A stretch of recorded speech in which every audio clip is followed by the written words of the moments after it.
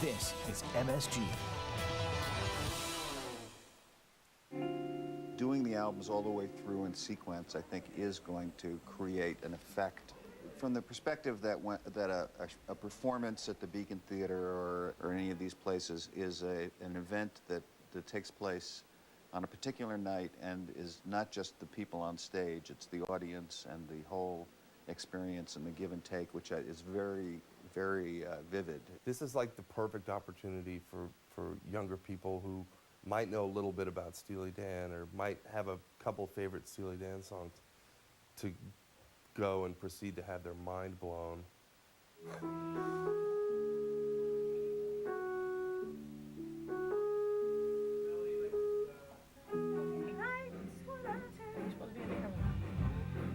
Oh, what is that?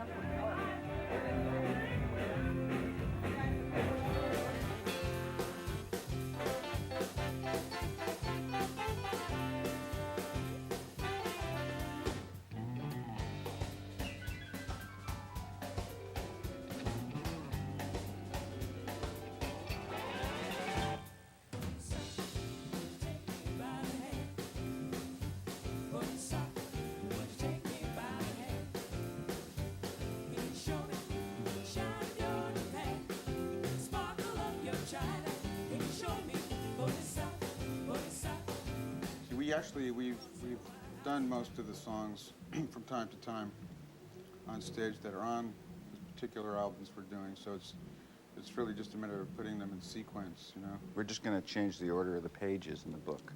Yeah, we just have to change the order of the music. It's gonna be amazing sitting there at the. I'll be seeing it at the Beacon Theater, and it's gonna be amazing sitting there, you know, listening to them play Kid Charlemagne, knowing that the Caves of Altamira are coming up next, or, you know, listening to Deacon Blues and Peg is next, and then it's just unbelievable. Some of the songs that we haven't been doing are songs that are older songs that sort of have a simpler harmonic scheme, or, you know, so for example, the original recordings might not have had any horn parts on them, or even have lent themselves to having horn parts on them, and so on. So we have to sort of, on a case-by-case basis, spruce them up, you know, so that they'll fit in the context of what we're doing, without losing of course, the original magic of the simplified, streamlined. I'm sure there's a lot of people who probably, you know, would rather, you know, have us not touch them in any way, and just, but we, you know, plan to frustrate their dreams.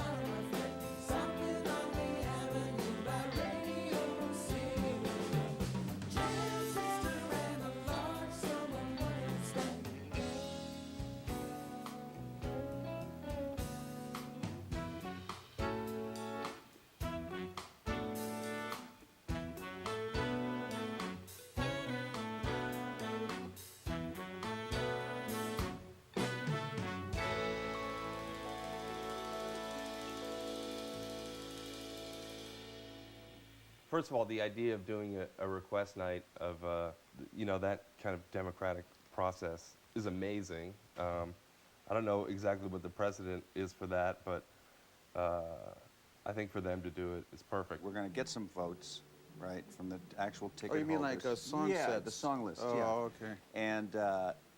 And then we're going to perform a complex statistical regression on the votes.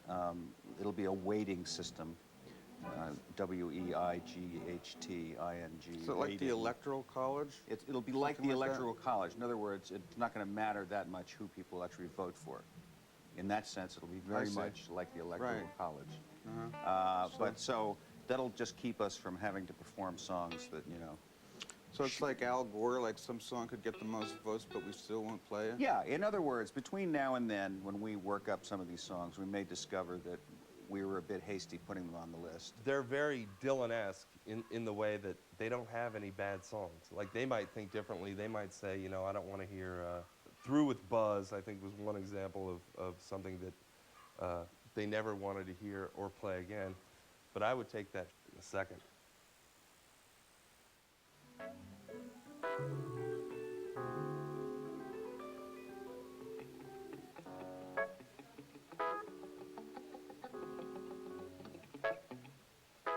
Well, I'd never really played music with that many people, really.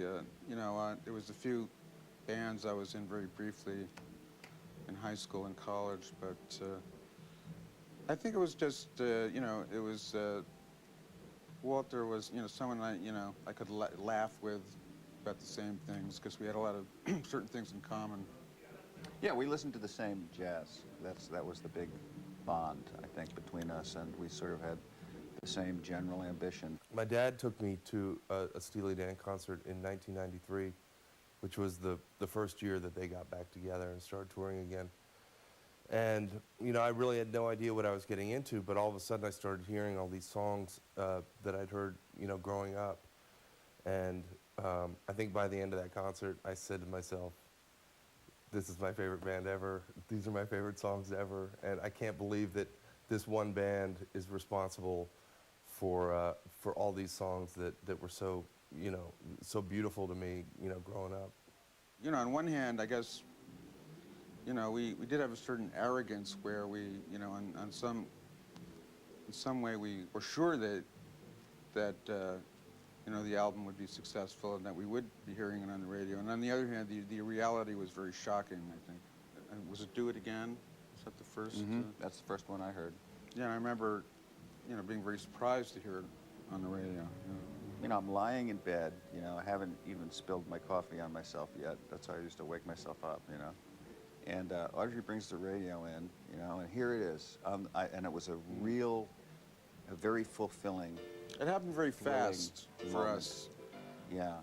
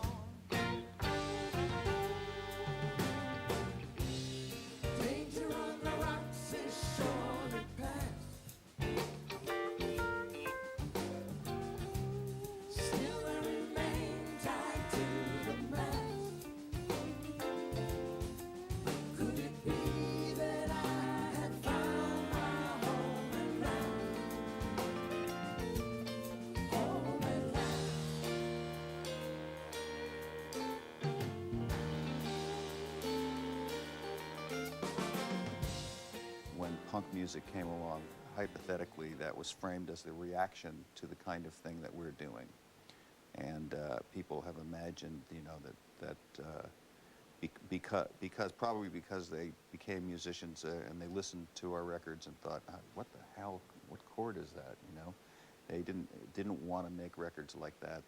They thought that rock and roll should be crude and very elemental. And Or just the sound of our records made them ill. well, that could be too, a kind of an existential Yeah, I've seen, nausea yeah. that I've would noticed be, that, yeah. I mean, which is one of the effects we were frankly going for. Yeah. I think that people started following Steely Dan's lead in the mid-'70s to the late '70s. I think that Steely Dan unfairly gets lumped together with bands like the Eagles and Jackson Browne and kind of this California kind of laid back, smooth rock, easy rock thing. And I think that's total bullshit. You know, the 80s was not a good decade for us, I have to say. You know, we mostly laid out in the 80s. Well, no, I mean, you know, we kind of ran out of steam there at the end of the 70s, and no, we really didn't have any idea, you know. We thought, you know, probably we just, you know, burned out on that particular thing, you know. So We figured there'd be a little bit more money. You know, they'd keep sending the money for a while, but not too long, and not as much as they kept sending the money. And, you know, so we didn't have to get real jobs or anything like that. You know, we were just kind of for a few years anyway. hanging around. And eventually, what were we going to do, you know? Join one of the other big jazz rock bands from the 70s, you know? I mean, It was join kind of Yes inevitable. or It was something? sort of inevitable, really, although we didn't know it at the time.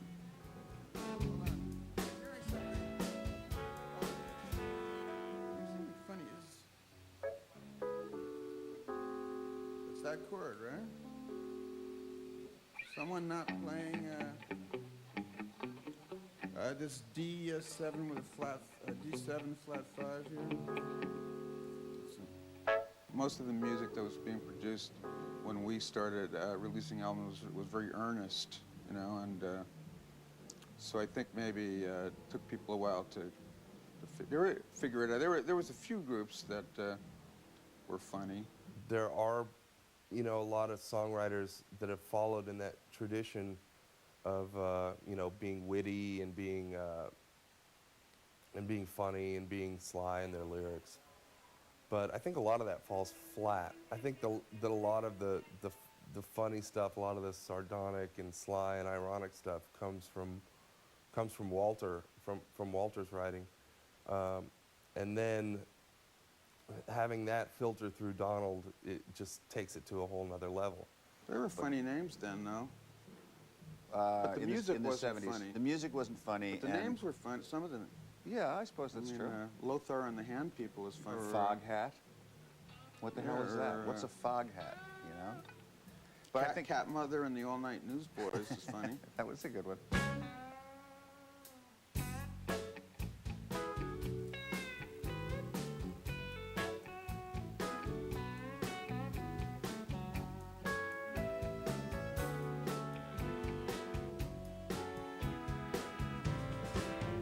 Way back when, in '67, I was a dandy, chemical. Sweet things from Boston, so young and real.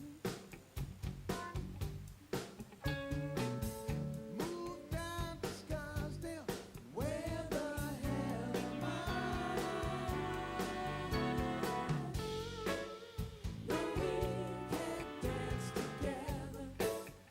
No, we can't talk at all. Please take me along, slide on.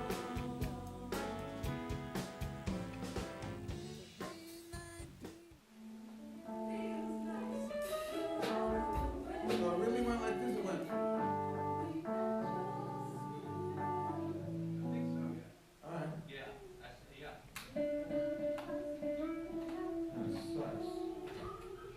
All right. Typically, I think audiences are more sentimental about our stuff than we are, I'll say.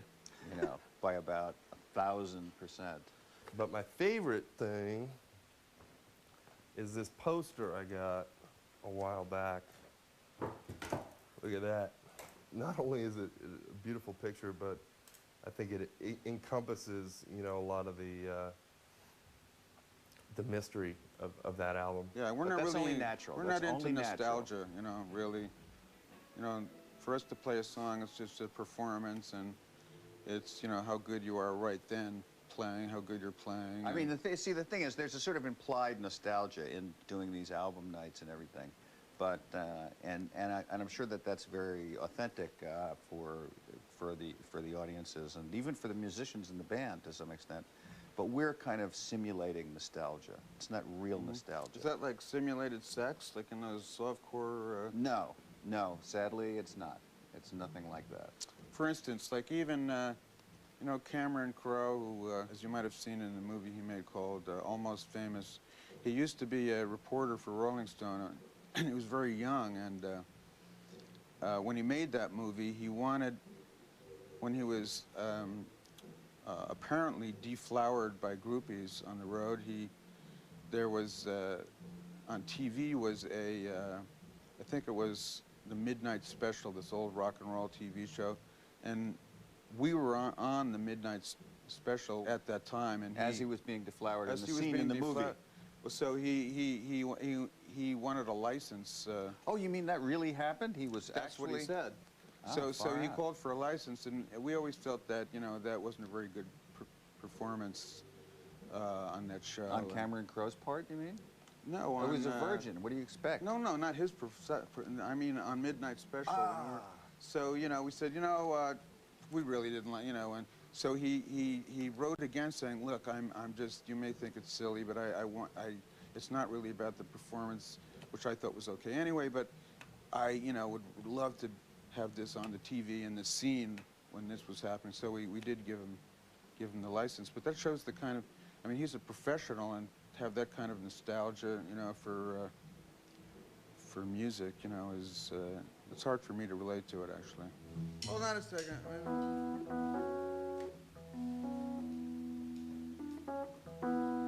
I think in the skinny girl line here, maybe the girls could I got your skinny girl. So I would do.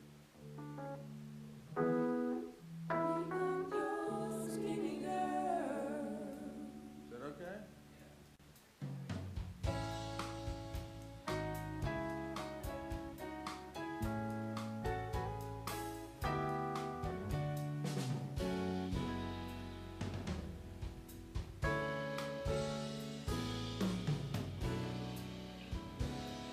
Down at the Lido, they welcome you with sausage and beer. Klaus and the rooster have been there too. Lately he spends his time here, hanging with the mayor and all his friends, and nobody cares. When the sailor shuts out the sunrise, blacked out on the stairs. Knock twice, rap with your cane. Feels nice, you're out in the rain. We got your skinny girl here at the Western World.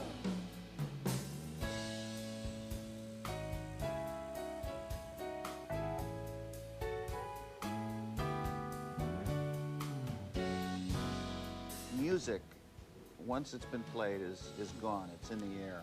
And you can never recapture it Capture it again. I think what these people are doing really is objectifying the piece of music. It's perfectly plausible to do that, but we wouldn't do that with our own stuff. You don't want people to objectify your stuff, you know. Maybe we do want people to objectify our stuff. Well, we certainly want them to commodify it. I'll tell you that. Yeah, so we're really hypocrites, really. Exactly. Yeah, all right. I remember, you know, from my own experience working at Rolling Stone for so many years, that Steely Dan, when they were on the cover of Rolling Stone in the early 70s, they didn't even pose for the photo. They had no interest in really being a part of this publicity machine. They never really presented themselves in any other way except putting out their music and letting that speak for them. Anything anybody wants to do? Maybe FM? And the girls don't seem to wait tonight. As long as the mood is right, I'm standing there FM, no standing on.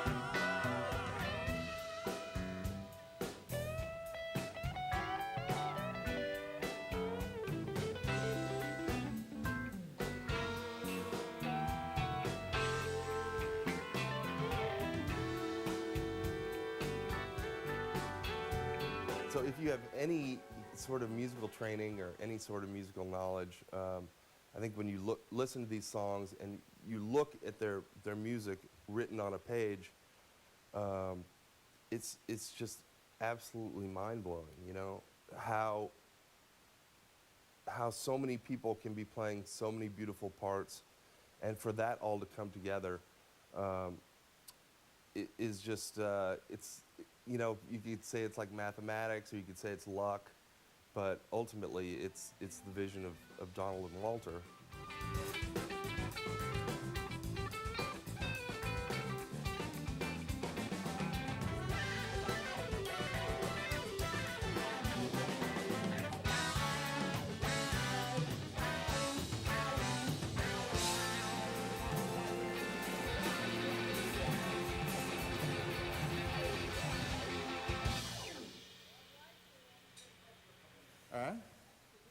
We've had the same band for the most part for a few years, and These guys are all dolls. These are 100% they're doll band that sweethearts. people are going to be seeing this year. If you come to one of our shows, it's going to be the best band by far that we've had. I'm not kidding. We're going to have some. We're going to you know, we're going to throw some curveballs. That's all I can tell you. It's going to be some mad, crazy going on. At these yeah, we shows got this some summer. guys coming. People are coming down, you know. So we'll see how that plays out. You know, I think it'll be something different than we've ever done. And as we said, we never played these albums on stage at the time when we made them. So this will be the closest that we'll come to sort of recreating a moment, you know, a musical moment that we had to pass over at the time, because we wanted to make records and not perform live, and we were so preoccupied with the idea of writing songs and making records that we stopped touring, and because it just wasn't, one thing was detracting from the other. So we're sort of making up for that. We're making it up to ourselves. Yeah, How about that? it's a healing regression. It's a healing regression, exactly. And with that, gentle listeners, I do.